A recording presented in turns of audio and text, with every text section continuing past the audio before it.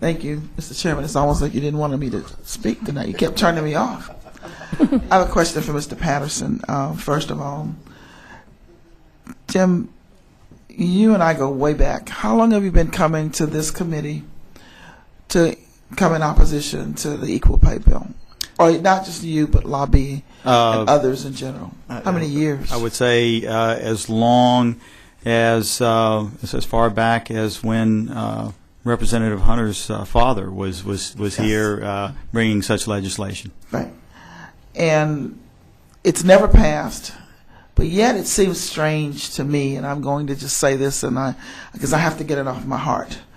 It seems strange to me that now lobby is supporting a bill but never offered an opportunity for anyone else to bring forth some kind of resolution to this, because now someone else is offering it. And it kind of disturbs me on that basis, because everyone that's brought this bill before has not been like a Julie Stokes. And I'm concerned about that particular aspect. Everyone who's come here has been someone who's been in the trenches, knowing that African American women have always had many, many disparities as far as pay wage is concerned. But no one has ever come to any of us and said, let's sit down and talk about a solution to it. Now there seems to be a solution to it, and I'm concerned and disturbed by that, Jim. Well, if I may, Representative, in responding to that, take you back to my original remarks where I indicated that Representative Stokes came to me with a proposal. It wasn't a situation where we went to her.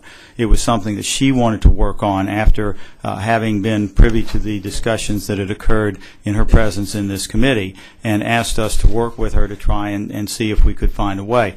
Now, quite honestly, those bills that have been brought in the past were always brought with the idea of putting it in a new section of law, creating a new cause of action. Those bills were not brought, as this one is, placing it within an existing cause of action construct. And quite honestly, credit goes to Representative Broadwater for putting us on this track. And I admit that it took us a little while to find our way to settling on it, but necessarily when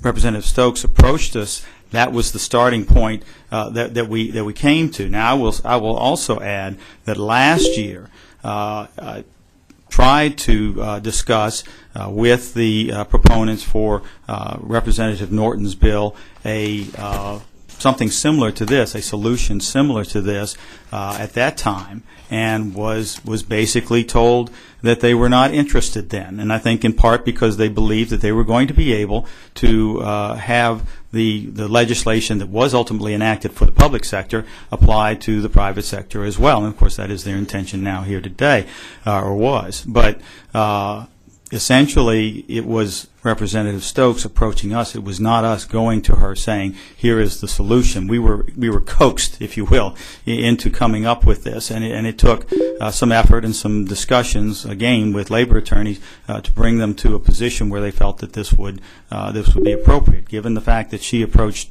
me about it, I felt constrained to let her be the author of the bill necessarily. Thank you. And Representative Stokes, you made a comment about women getting jobs. Women are already having trouble getting jobs. There's not an embracement of women in various crafts or job positions in this state. And I think that unless you walk in the shoes of those women, you will not know that they cannot get jobs. Most of our women that I know of are taking jobs at the lowest level of pay because that's what they can get.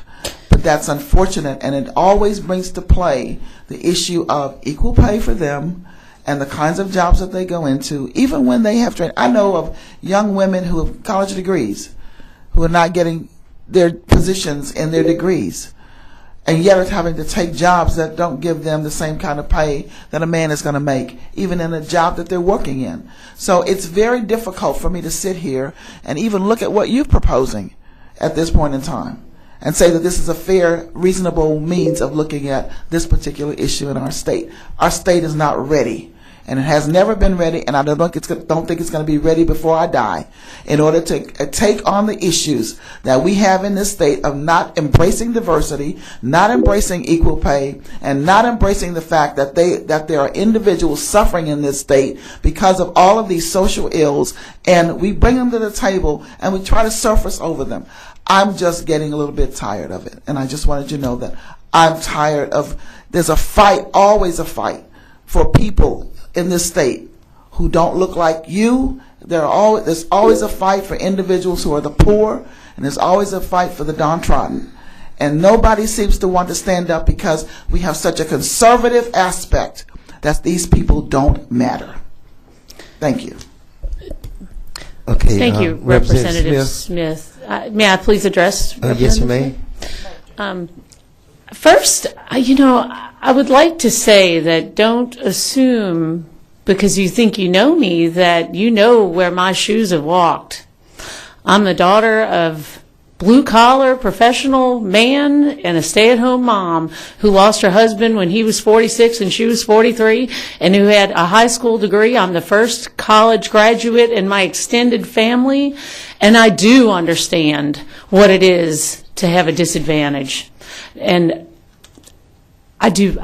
I respectfully can tell you that I've seen plenty, and I do not come from what it appears that you think that I may have. So I just want you to know that. I'm not saying that it appears that you came from that. There are others that I know of. I'm 68 years old. Mm-hmm. I've been through many, many different waters than you have. Sure. But the point is that I know that there are issues here that no one will ever vote on. And they will never vote on those issues because of the fact that this state is not ready for those things to be handled and taken care of. And I want to just make a statement. I thank you, Representative Smith, and we're going to get to the motion here real quick because I know everybody's dying to go home. But when you have someone of Jim Patterson's stature in the chair, and there's a plea from a representative, and you can see the passion in that plea that to continue to work, because you can almost bet your last dollar this bill is going to be on the agenda next year and in this committee. And if I'm chairman, I put a challenge to Jim to work with Representative Smith to fashion the next small step to maybe where we want to get eventually, if there's a step to be made. But right now we got to deal with what's on the table. And what's on the table, you've done a good closing. Do you want to, did we read in the cards on support and?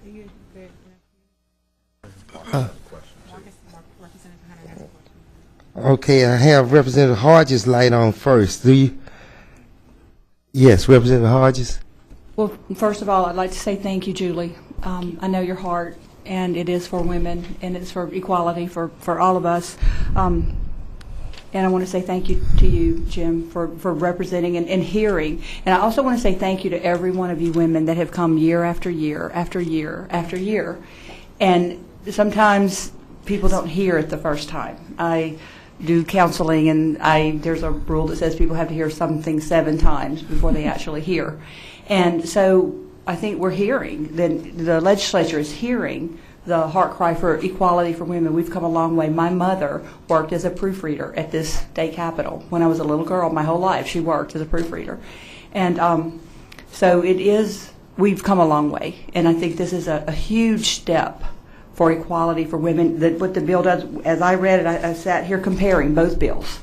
And this is very narrow, it's very specific about what Representative Pierre addressed. And I really want to commend you guys for what you did, that I think this bill will remove those unintended consequences that could be there from all the things that we discussed. And I just want to say thank you and really appreciate the women who have brought this to the forefront. And thank you, Julie, for picking it up and running with it. Thank you, Representative Hodges. And I would like to move favorable. Okay, in just a minute, Representative